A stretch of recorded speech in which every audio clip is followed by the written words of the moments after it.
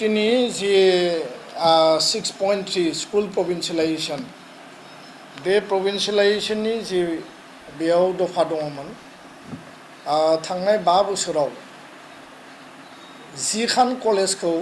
प्रभिन्सियलाइज खालामनायनि गेजेरजों बिसोरनि पोस्टखौ प्रभिन्सियलाइज खालामनायनि गेजेरजों जाय इनकाम्बेन्ट बा टिचार बा प्रफेसरा मावनानै दङ बे पोस्टफोरखौ प्रभिन्सियलाइज खालामनाय जाबाय बिथांमोननि क्राइटेरिया आरो क्वालिफिकेशननि आधाराव एनरलमेन्टनि आधाराव दा जोंनि दाबिया दङ जे 10टा कलेजल' नङा जिखिनि college higher secondary high school ME school LP school दङ बिटिआरनि बेलायाव बर' आरो एसामिस माने provincialisation of schools in BTR आरो बिटिआरनि बायजोआव बर' मिडियामनि स्कुल्स दा आसाम सरकारखौ जोङो नारसिनबोदों जोंनि दाबिखौ जों लाखिबोदों आरो स्कुल प्रभिन्सियलाइजेशननि सायाव चिफ मिनिस्टार लेभेलाव रनज पेगुनि लेभेलाव गोबां माइनस जालांबाय बे माइनसनि आधाराव प्रएक्टिभलि बिथांमोना खामानि मावनो होननानै जोंनो कमिटमेन्ट होबोदों आरो बेबायदिनो बिथांमोना जोंनिफ्राय डेटा बिदोंमोन जे बेसेबां स्कुल दङ बेसेबां इनकाम्बेन्ट बा टिचारा बेयाव साख्रि मावनानै दङ टिचिं आरो नन टिचिं दा बे टिचिं आरो नन टिचिंनि डाटाखौ जों होबाय पार एनाम एनुवेलि बिथांमोननि सेलारि हेडनि माने जि बाजेट बियो 200 कोटी थाखा नांगौ जोंनि प्रिलिमिनारि एसेसमेन्ट आरो हिसाबाव बेखौबो जोङो होनाय जाबाय जे माने हाजारनि माने गोजौआव जिखिनि माने स्कुलफोर दङ दा बेयाव गोबां क्राइटेरियानि स्कुल दङ आं बे लेभेलाव बुंनो नागिराखै खोथाया जाहैबाय जे आसाम सरकारा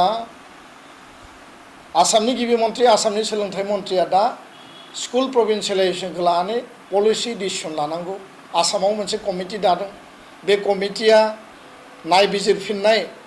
खामानिखौ मावगासिनो दङ आरो बे कमिटिनिबो जों होबाय दा रिसेन्टलि गभर्नमेन्ट लेभेलनिफ्राय बे कमिटिया बा सोलोंथाइ मन्थ्रिया अफिसियेल डेटाखौ बिथांमोना लाफिनदों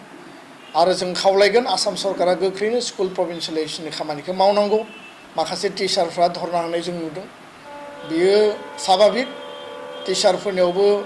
मा जाहैगोन स्कुला थांगोन ना थाङा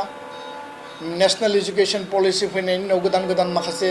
खान्थि नियमफोर फैदों बे स्कुला सारभाइभ जागोन ना जाया सारभाइभ जायाबा स्टुडेन्टआ बहा थांगोन गावसोरनि भबिष्यतआ मा जागोन गोबां टिचारा रिटायार जालांबाय दा बेखौ लानानै आसाम सरकारा बिटिआर एकर्डनि कमिटमेन्टनि आधाराव 6.3 खौ गोख्रोङै मावफुंनांगौ आरो मावफुंनांगौनि थाखाय एबसुआ मैया जोङो एबसुनि केबिनेटआव जों रिजलिउसन लादों गोख्रैनो गिबि मन्थ्रि गोख्रैनो सोलोंथाइ मन्थ्रिखौ लोगो हमगोन आरो बिथांमोना मा बुङो जे स्कुल प्रभिन्सियलाइजेशनखौ कन्टिनिउ खालामगोन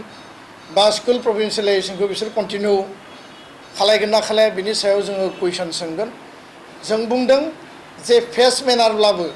प्रभिन्सियलाइजेशननि प्रसेसा आवगायनांगौ आरो बेखायनो सरकारा कमिटमेन्टनि आधाराव खामानि मावनांगौ बे बिथिङाव बिटिआर काउन्सिलखौबो आं खावलायगोन जे काउन्सिलनि सरकारनिफ्राय जाहाथे स्कुल प्रभिन्सियलाइजेशनखौ लानानै आसाम सरकारखौ नारसिनो आरो बे मोनसे पलिसिनि आधाराव जाहाथे प्रभिन्सियलाइजेशना कमप्लिट जायो बेखिनि बाथ्रा